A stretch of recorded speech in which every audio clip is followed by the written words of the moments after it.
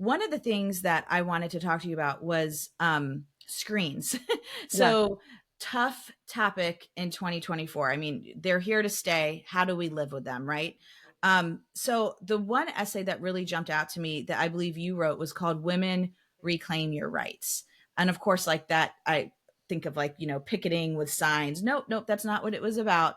And I just wanted to read this quote that I thought was really powerful and inspiring for all of us moms in 2024. I mean, I have 5 kids.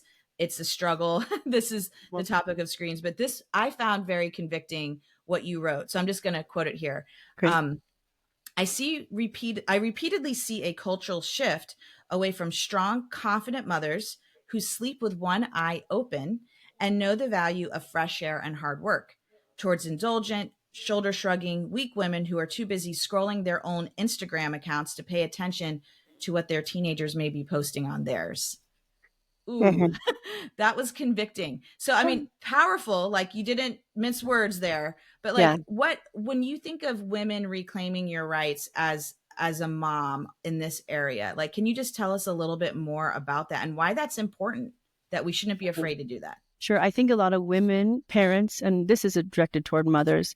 And let's just be honest, mothers are the ones that have their eye on what's happening with the kids, a little more than dads. As much as Right. we've got great That's dads true. out there, it's usually the women that are paying attention. And I think a lot of women, mothers, have usurped their authority that belongs to them, and it's their God-given right. We are supposed to be the primary educators of our children, and we've let Hollywood, we've let screens, we've let kind of a lot of toxic screen use Hmm. have a greater influence on our children than ourselves. Hmm. And your children want you. They want your heart. They want who you are. I mean, that is the Hmm. greatest gift you can give to them. And I understand because we women are tired. Many of us have to work outside Right. the home. We're distracted. We kind of want a mental break. And so we might be Right. turning to a screen ourselves to kind of give ourselves that mental break that we're looking for, or that escape that we're looking for. And, or maybe not. Maybe we're just trying to pay the bills and correspond. But the problem is, there's a real difference between adult screen use and child screen use. Right. Adults can go either way. We can binge and we can do unhealthy things on the internet, or we can do productive things on the computer, which many of us, maybe do a little bit of both. And we can work towards making our screen use better. Most of the time, kids' screen use is pure entertainment. And Right. Hmm. sometimes it's way worse than that, honestly. And I Hmm. think we all Hmm. know that. In Right. terms, we've seen Absolutely. studies. We didn't need the studies to tell us about the anxiety and the depression and, the pornography. I mean, it's rampant. And I think, um, I think parents, and I think mothers in particular, need to regain their confidence to trust their gut and Hmm. to say, no, I'm not going to let that happen. I just talked to an awesome mother the other day who's really in the thick of it with her 14-year-old son who wants Snapchat because that's where all of his friends are communicating. Hmm. And she's like, well, it's a non-negotiable. And he's kind of hating me right now. And this is really hard, but Hmm. it's okay. I was like, dang, that is a good mother right there. I've gone through, I wrote that article in particular when my oldest son was in high school and we were really battling through smartphone use. In our home, we had at the time a rule that you can't get a smartphone until you're 18. And we've since actually doubled down on that and changed it to you can have a smartphone until you're financially independent. And we help them a little bit with college. So like really that's post college because I've noticed that I Wow. don't think they're good for college kids either. And, Right. and the You're right. beautiful thing is like my college kids are all in now. There was battles in those teenage years because they're just hungry for community, for experience, for just fitting in.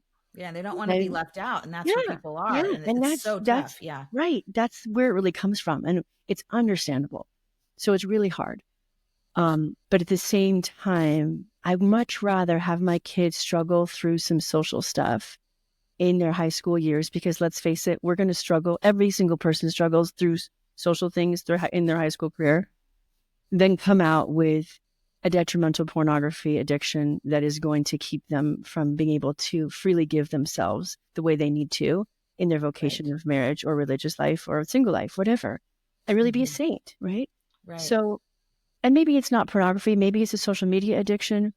Even the best of families, even the best of families, I haven't once seen underage smartphone use turn out well.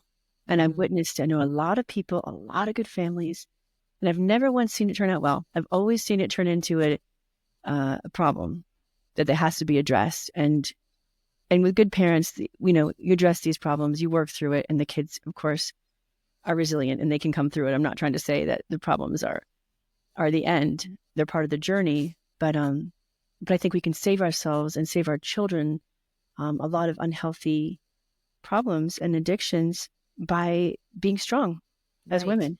You know? Yeah, I think that's important. So I love that, just giving moms the confidence Yeah, that it does seem like moms used to be confident in what they did. yeah. And now I don't know if it's because of like all the articles you see everywhere or all the parenting expert everywhere, but like I know even for myself, like I was second guess things, but like you do have to follow like your God given right and your intuition to Hmm. be, you know, the confident, strong mom that God made you to be, right? Hmm. but Yeah, but it's not easy, and certainly screens. I mean, smartphones. This is hard, and so I appreciate kind of hearing your perspective on that. And I did find your that quote in that article inspirational. So it's something I needed to hear. So yeah, you also have another entry in here called "Let's Talk About Your Smartphone," yeah. which I thought was great because I think as adults we have to try to be the example.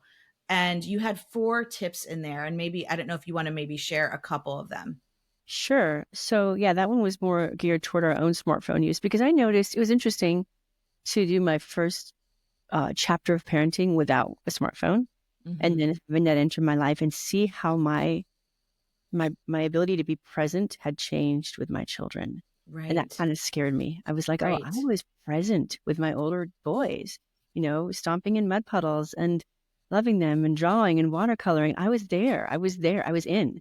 And the distraction, the pull, I mean, we all know they make these things to addict us. And so Right. feeling Exactly. That's that, how they're created. It's yeah, it's not a right, coincidence. They're right, literally made to do that. So knowing that I think is half the battle. And you give these kind of strategies in this article that I thought were really great. right, Um, right. So, yeah, so one of those was to always remember that people in the room are more important than people out of the room. I love And that. that That's can be powerful. hard. Yeah. Hmm. Because sometimes the people in the room don't even speak proper English yet. It's so, Right. sometimes The that's hard. toddlers. Yes. Yes. But always to give them precedence and always to kind of remember that everything else can wait. And a really good Right. question to ask yourself too is just like, can it wait? And Right. usually it can. Usually it can. Right. Sometimes it can't. Sometimes you need to attend to something and that's fine. But usually it can wait. So asking yourself that question. And then one of the other tips I love was number 4. It was saying that I can't remember exactly how I said it in the book, but basically all of our digital uh, use, all of our technological use should serve and point to and give deference to the incarnational reality in which we are called to live, right? Like Mm, Jesus Christ lived and died in this world and died for this world, for creation, to redeem creation. And creation is good and matter is good. And mm. this beautiful world that we live in is good. And we have to make all of this digital stuff needs to serve that world instead of pulling us away from it mindlessly, right? Oh, wow. That's powerful. That's Yeah. powerful because it is sometimes hard to keep that order, because like Yes. again, it is created to pull you out. So you have to really consciously fight that. I mean, I know I was convicted when I read that. I was like, oh, I mean, the things that I know, but to Mhm. hear it again and to read it and to be able to reflect on these topics in a book like this is, I think, an amazing resource. Mm. So, well, those, and there's more tips in the essay. If people read the book, they'll learn more about that there. Yeah. You can let it all off your shoulders.